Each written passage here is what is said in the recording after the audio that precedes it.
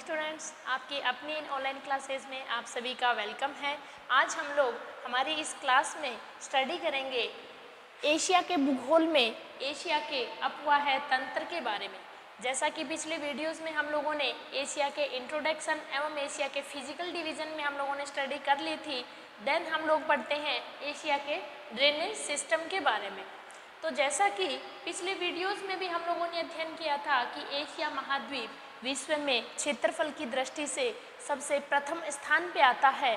तो इसके इस ज़्यादा क्षेत्रफल के कारण ही इसमें क्या है, विविधताएं भी ज़्यादा पाई जाती हैं और इन विविधताओं के आधार पर ही इसमें जो अपवाह तंत्र है वो भी पूर्ण रूप से प्रभावित होता है। अगर इसके अपवाह तंत्र यानी इसके ड्रेनेज सिस्टम के बारे में बात करें तो एशिया महाद्वीप का अपवाह तंत्र इसमें फैली हुई पर्वत श्रेणियों से मुख्य रूप से प्रभावित होता है। इस महाद्वीप में फैली हुई पर्वत श्रेणियाँ, इन्हीं पर्वत श्रेणियों के ढाल के आधार पर ही यहाँ की नदियाँ प्रवाहित होती हैं और इस विशालता के कारण ही हम देखते हैं कि एशिया महाद्वीप से निकलने वाली जो नदियाँ हैं वो आर्कटिक सागर में, प्रशांत महासागर में, हिंद महासागर में एवं इसके अलावा कुछ आंतरिक प्रवाह में भी अपना क्षेत्र रखती हैं। यानी इसके इस विविधता युक्त होने के कारण ही इसके संपूर्ण ड्रेनेज सिस्टम को अलग अलग भागों में विभाजित कर दिया गया है। और अगर हम लोग उन अलग अलग भागों की बात करते हैं तो उनमें आता है प्रशांत महासागरीय अपवाह क्षेत्र, यानी एशिया महाद्वीप की वो नदियाँ जो प्रशांत महासागर की ओर प्रवाहित होती हैं और अंत में कहाँ गिरती हैं, प्रशांत महासागर में। देन हम देखते हैं हिंद महासागरीय अपवाह क्षेत्र, यानी हिंद महासागर में गिरने वाली एशिया महाद्वीप की नदियाँ। नेक्स्ट आता है आर्कटिक सागरीय अपवाह क्षेत्र, यानी आर्कटिक सागर की ओर बहने वाली नदियाँ कहाँ की, एशिया महाद्वीप की। और सबसे लास्ट में हम देखते हैं आंतरिक प्रवाह क्षेत्र, यानी एशिया महाद्वीप में कुछ ऐसा क्षेत्र भी है जिसके अंतर्गत यहीं से निकलती है और यहीं विलीन हो जाती है, यानी कोई से भी सागर में अपना जल वो नदियाँ नहीं डालती है, तो उन्हें कहा कहा जाएगा, आंतरिक प्रवाह की नदियाँ या आंतरिक प्रवाह क्षेत्र। अब हम लोग स्टेप बाय स्टेप इनका अध्ययन करते हैं। सबसे पहले आता है प्रशांत महासागरीय अपवाह क्षेत्र, यानी एशिया महाद्वीप की वो नदियाँ जो कि अपना जल किस ओर लेकर के जाती हैं, प्रशांत महासागर की ओर। जैसा कि मैंने आपको अभी बताया कि इस एशिया महाद्वीप की अपवाह तंत्र या ड्रेनेज सिस्टम को प्रभावित करती है यहाँ का जो भू आकृतिक स्वरूप है। हम देखते हैं कि इसके मध्य में स्थित पामीर श्रेणी, पामीर की गांठ जिसे कहा जाता है, उससे निकलने वाली नदियाँ वो अपने अपने ढाल के आधार पर ही वो अपना जल प्रवाहित करती हैं। और इसी स्टेप में मुझे याद आया कि इससे पिछले वीडियोज में हमने अध्ययन किया था एशिया महाद्वीप के फिजिकल डिवीज़न के बारे में। एक वहाँ छोटी सी मिस्टेक हुई थी, उसको आप करेक्शन कर लीजिएगा। मैंने यहाँ बोला था कि तिब्बत का पठार जिसे विश्व की छत कहा जाता है वो बाय मिस्टेक बोल दिया गया। वहाँ क्या आएगा, पामीर की जो गांठ है या पामीर जो क्षेत्र है पर्वत श्रेणी, उसको कहा जाता है विश्व की छत। तो आप इतना करेक्शन अपने नोट्स में कर लीजिएगा। तो मैंने बताया कि यहाँ जो पामीर की गांठ है या जो मुख्य पर्वत श्रेणियाँ हैं, यहाँ से निकलने वाली नदियाँ अपने ढाल के आधार पर ही अपना अपना जल प्रवाहित करती हैं। तो हम देखते हैं प्रशांत महासागरीय अपवाह क्षेत्र को।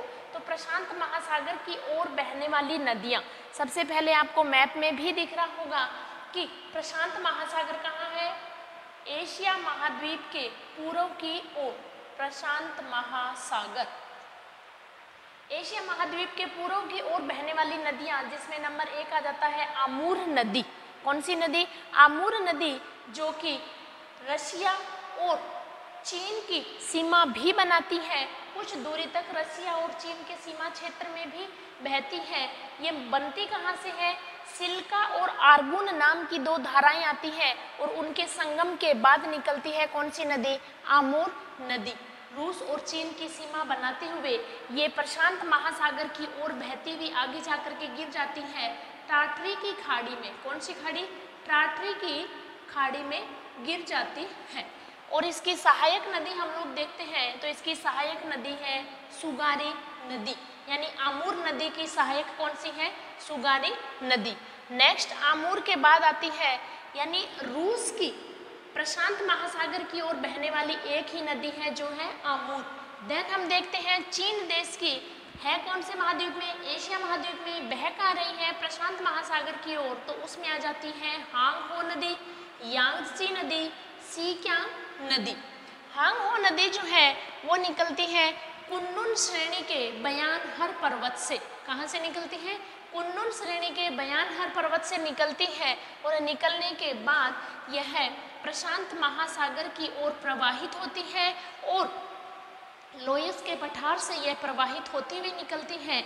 तो लोयस के पठार से निकलते हुए यह वहाँ से क्या कर लेती है? अवसाद ग्रहण कर लेती है और लोयस के पठार का अवसाद भी येलो कलर का होता है, जिसके कारण इस नदी को येलो रिवर भी कहा जाता है, क्योंकि इसका कलर क्या है? पीला दिखने लग जाता है। इसके अलावा अत्यधिक अवसाद लेने के कारण यह अपना मार्ग भी बार बार परिवर्तित करती है, जिसकी वजह से इसमें बाढ़ भी ज़्यादा आती है और ज़्यादा बाढ़ आने के कारण इसे चीन का शोक भी कहा जाता है। क्या कहा जाता है? चीन का शोक। अगर पूछा जाए कौन सी नदी, तो वो है हांगहो। और इसे क्यों कहा जाता है वो भी मैंने आपको बता दिया। तो हांगहो नदी जो है वो आगे जाकर के गिरती है, प्रशांत महासागर का ही भाग है येलो सी यानी पीले सागर के अंदर, और पीले सागर की एक खाड़ी है जिसका नाम है पोहाई की खाड़ी। कौन सी खाड़ी? पोहाई की खाड़ी के अंदर हांगहो नदी गिरती है। नेक्स्ट आ जाती है यांगत्से नदी। यांगत्से नदी जो है वो एशिया महाद्वीप की सबसे लंबी नदी है, यानी एशिया की सबसे लंबी नदी अगर बात करें तो वो है यांगत्से, और सेकंड नंबर पे आती है कौन सी नदी? हांगहो नदी, लंबाई की दृष्टि से। यांगत्से नदी जो है वो निकलती है तिब्बत के पठार से। तिब्बत के पठार से निकलती हुई यह पूर्व की ओर प्रवाहित होती है और प्रशांत महासागर का ही भाग पूर्वी चीन सागर में जाकर के मिल जाती है। इसके अलावा यांगत्से नदी जो है इसके बेसिन में कृषि कार्य मुख्य रूप से किया जाता है और चीन के दो शहर संघाई और वुहान, याद रखिएगा, चीन के दो शहर संघाई और वुहान यांगत्से नदी के किनारे ही बसे हुए हैं। नेक्स्ट आ जाती है सीक्यांग नदी। सीक्यांग नदी जो है वो तिब्बत पठार से ही निकलती हैं और तिब्बत पठार से निकलती हुई ये गिरती हैं दक्षिणी चीन सागर में। कहाँ गिरती हैं?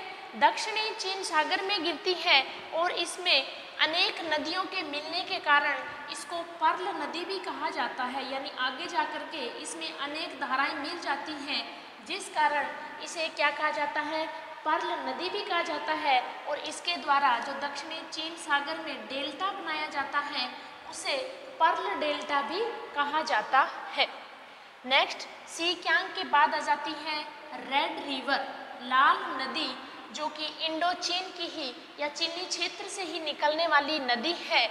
और यह रेड नदी जो है वह दक्षिण पूर्व की ओर प्रवाहित होती हुई प्रशांत महासागर का ही भाग है टोकिन की खाड़ी। कौन सी खाड़ी? टोकिन की खाड़ी। इसमें रेड नदी जो है वो मिल जाती है और रेड नदी के ऊपर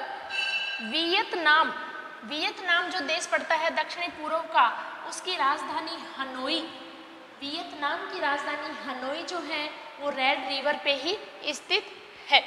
हम बात कर रहे हैं कहाँ की? प्रशांत महासागरीय अपवाह क्षेत्र की, कि एशिया महाद्वीप की वो नदियाँ जो कहाँ गिरती हैं? प्रशांत महासागर में गिरती हैं।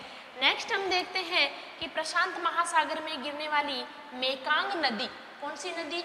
मेकांग नदी, जो कि दक्षिणी पूर्वी एशिया महाद्वीप की मुख्य नदी है और ये भी निकलती है कहाँ से? तिब्बत के पठार से। तिब्बत के पठार से निकलती हुई मेकांग नदी दक्षिणी पूर्वी चीन सागर की जो मुख्य नदी है यह अपना जल गिराती है कहाँ? दक्षिणी चीन सागर में। दक्षिणी चीन सागर में गिराती है और इसकी एक सहायक नदी भी है टोनले सेप। कौन सी नदी? टोनले सेप इसकी सहायक नदी है और यह अपना जल गिराती है कहाँ? दक्षिणी चीन सागर में। मैंने बताया कि यह दक्षिणी पूर्वी एशिया महाद्वीप की क्या है? मुख्य नदी है।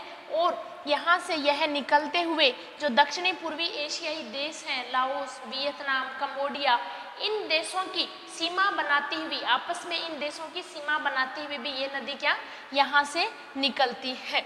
अगर इसकी सीमा के बारे में हम लोग बात करते हैं कि कौन कौन से देश की यह सीमा बनाती है, तो सीमा में आता है लाओस और म्यांमार की, लाओस और म्यांमार की, लाओस और कंबोडिया की, लाओस और म्यांमार की, लाओस और कंबोडिया की, और लाओस और थाईलैंड की भी, लाओस और थाईलैंड की भी सीमा यह नदी बनाती है। कौन सी नदी? मेकांग नदी। और इसकी सहायक नदी है कौन सी? टोनले सेप। ये नदियां हो गई एशिया महाद्वीप की प्रशांत महासागर में प्रवाहित होने वाली नदियां, यानी जो नदियां अपना जल कहाँ गिराती हैं? प्रशांत महासागर में गिराती हैं। नेक्स्ट हम देखते हैं कि हिंद महासागर में गिरने वाली नदियां या हिंद महासागर का जो अपवाह क्षेत्र है, ऐसी नदियां जो अपना जल या अंत में जो विलीन होती है वो हिंद महासागर में होती है। तो उन हिंद महासागर की नदियों में आती है नंबर 1 पे दजला और फरात नदियाँ। कौन सी नदी? दजला, फरात नदी। ये दोनों ही नदियाँ जो है वो निकलती कहाँ से हैं? वो तुर्की के टोरस पर्वत से निकलती हुई ये दोनों नदियाँ जो है वो आगे जाकर के फारस की खाड़ी में मिलती हैं। जैसा कि इससे पहले का जो हम लोग अध्ययन कर रहे थे, क्या? एशिया महाद्वीप के भौतिक प्रदेशों के बारे में, और उसमें मैंने आपके सामने जिक्र किया था कि नदियों के विशाल मैदान जिन्हें कहा जाता है सभ्यताओं का पालना, और उस पालने के अंतर्गत ही मैंने इसका जिक्र किया था कि मेसोपोटामियाई मैदान बनाती है ये दोनों नदियां। कौन सी? दजला, फरात नदियां, जो निकलती हैं कहाँ से? टोरस पर्वत से। तुर्की का टोरस पर्वत वहाँ से निकलती है और आगे जाकर के दोनों जब एक हो जाती हैं तो इसका नाम भी मैंने बताया था सत अल अरब नदी।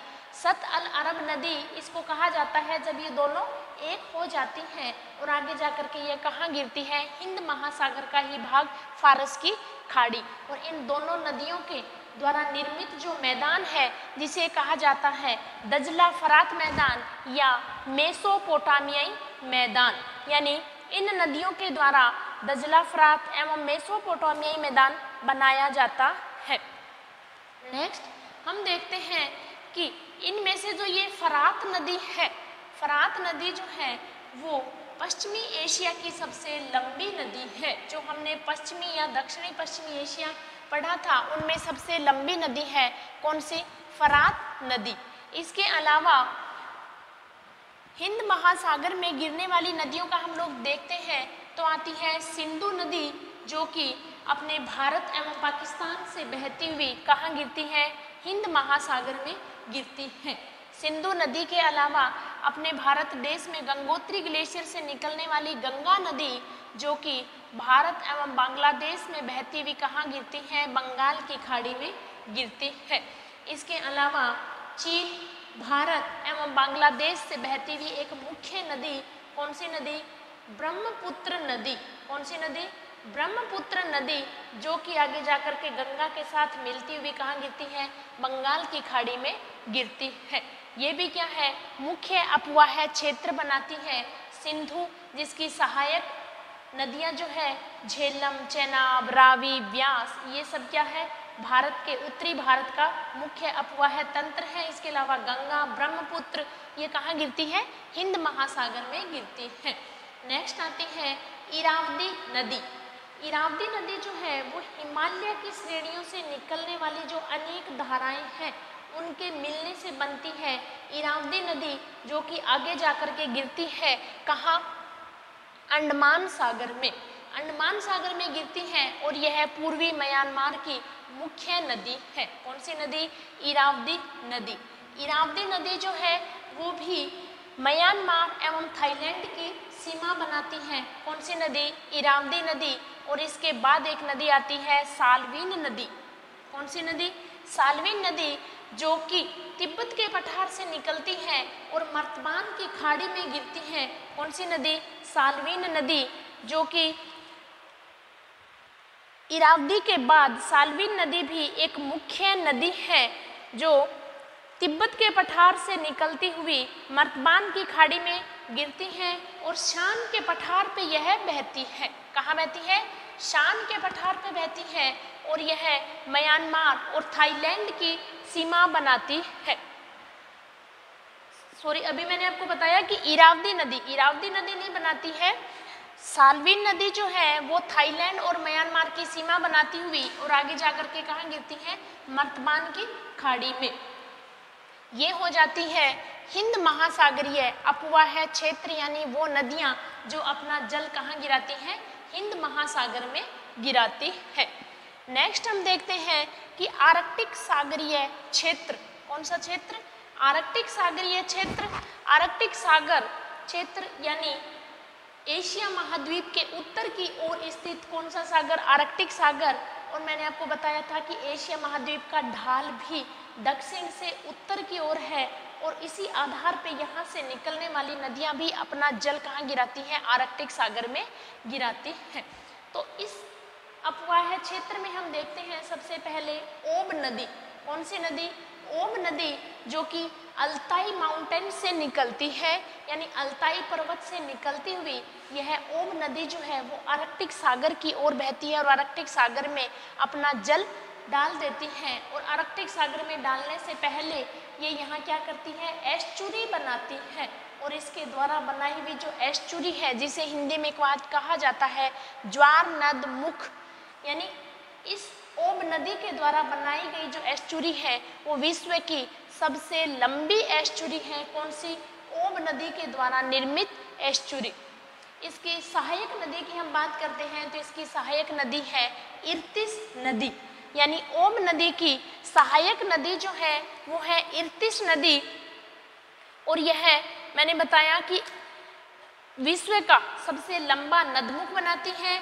इसके अलावा पश्चिमी साइबेरियाई, यानी हमने जो पढ़ा था रूस का साइबेरियाई मैदानी भाग, उसमें पश्चिमी साइबेरियाई की यह क्या है? मुख्य नदी है। ओब नदी के बाद आ जाती है येनिसी नदी। कौन सी नदी?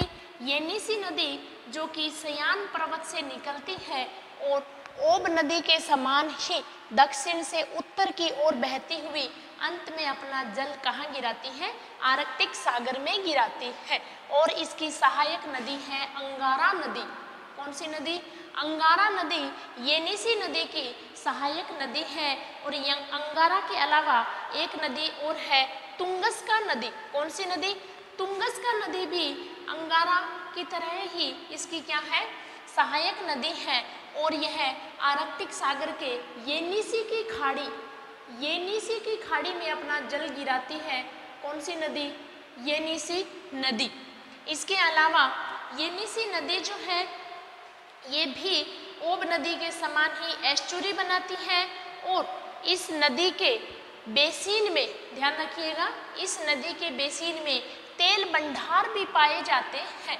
यानी येनिसी नदी के बेसिन में तेल भंडार भी पाए जाते हैं।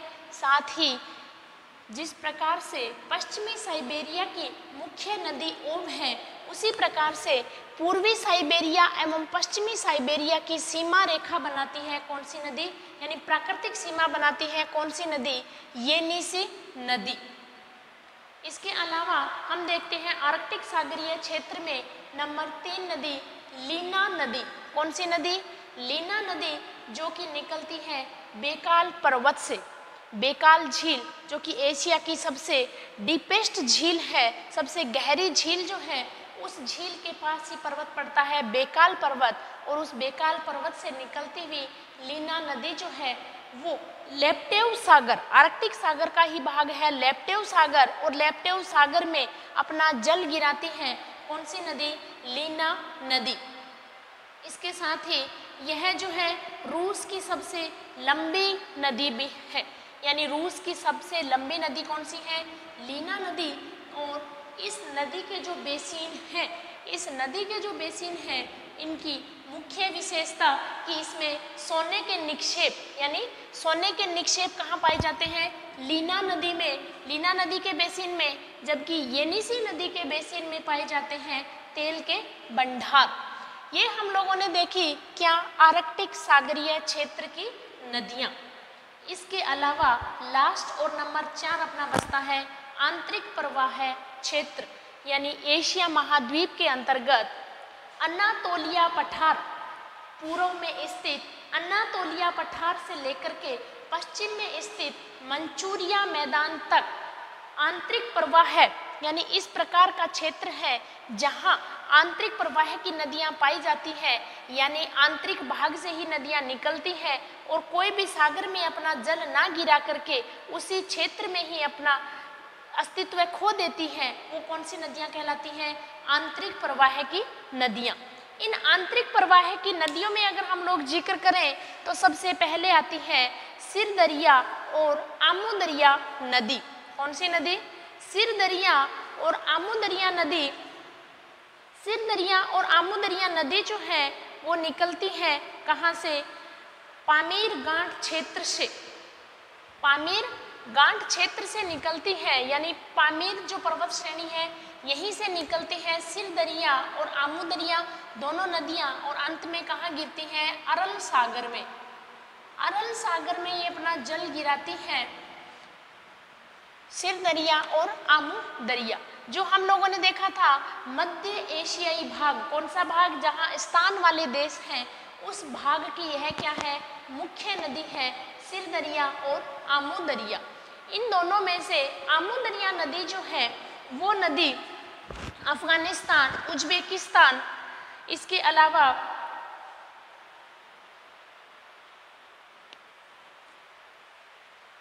अफगानिस्तान, उज्बेकिस्तान, तुर्कमेनिस्तान, उज्बेकिस्तान और अफगानिस्तान और तजाकिस्तान की सीमा भी बनाती है। कौन सी नदी? आमूदरिया नदी। इसके साथ ही हम लोग देखते हैं कि इन नदियों का जो अस्तित्व है, आंतरिक प्रवाह की नदियाँ, इनके अलावा और भी हैं, जैसे चू नदी है, इल्ली नदी है, तामीर नदी है, ठीक है। इसके अलावा अफगानिस्तान की हेलमंद नदी है जो कि हिंदुकुश पर्वतमाला से निकलती है और ईरान और अफगानिस्तान की सीमा पे स्थित झील और उस झील में मिल जाती है। कौन सी नदी? हेलमंद नदी, जो कि हामूनपू झील पे, कौन सी झील? हामूनपू झील, हामूनपू झील में गिरती है। ईरान और अफगानिस्तान की सीमा पे स्थित है ये झील, जिसमें हेलमंद नदी जो है वो हिंदुकुश पर्वत से निकलती हुई कहाँ गिर जाती है? हामूनपू झील में गिर जाती है। तो ये जो आंतरिक प्रवाह की नदियाँ हैं ये किस पे डिपेंड करती है? ये डिपेंड करती है यहाँ पिघलने वाली बर्फ की मात्रा एवं प्राप्त होने वाली वर्षा की मात्रा पे। अगर पिघलने वाली बर्फ की मात्रा ज़्यादा है तो ये नदियाँ जो है वो अंत में कोई ना कोई सागर या कोई ना कोई झील में गिर जाती हैं, और अगर पिघलने वाली बर्फ की मात्रा एवं प्राप्त होने वाली वर्षा की मात्रा कम है तो क्या होता है कि ये वहीं अर्ध शुष्क क्षेत्र में ही अपने आप को क्या कर देती है? अपने आप के अस्तित्व को खत्म कर देती है, यानी वो वहीं समाप्त हो जाती है। क्यों? क्योंकि उनमें पानी की मात्रा कम होती है। इस प्रकार से हम लोगों ने आज अध्ययन किया एशिया महाद्वीप के अपवाह तंत्र के बारे में। एक बार फिर से रिवाइज कर देती हूँ कि एशिया महाद्वीप का जो अपवाह तंत्र है अत्यधिक विशालता के कारण या अत्यधिक विविधताओं से युक्त होने के कारण इसको अलग अलग भागों में विभाजित किया गया है। जैसे प्रशांत महासागर की ओर गिरने वाली नदियाँ, कौन सा क्षेत्र? प्रशांत महासागरीय अपवाह क्षेत्र। आर्कटिक महासागर की ओर अपना जो जल गिराती है उन नदियों को क्या कहा जाएगा? आर्कटिक सागरीय क्षेत्र। और वो नदियाँ जो अपना जल हिंद महासागर में गिराती हैं वो क्या कहलाएगा? हिंद महासागरीय अपवाह क्षेत्र। और सबसे लास्ट में हम देखते हैं कि एशिया महाद्वीप के आंतरिक भाग में भी कुछ ऐसी नदियाँ प्रवाहित होती हैं जो अपना अस्तित्व या अपना उद्गम स्थल भी उनका आंतरिक भाग में ही है, अपना जल वो कोई भी सागर या महासागर में नहीं गिराती हैं। किस प्रकार का क्षेत्र? आंतरिक प्रवाह क्षेत्र। उम्मीद करती हूँ कि आप लोगों को एशिया महाद्वीप का यह अफवाह क्षेत्र अच्छे से समझ में आया होगा। फिर भी आप लोगों को कोई डाउट्स हो तो आप कमेंट के थ्रू मेरे से पूछ सकते हैं। आज की इस क्लास को मैं यहीं समाप्त करना चाहूँगी। धन्यवाद।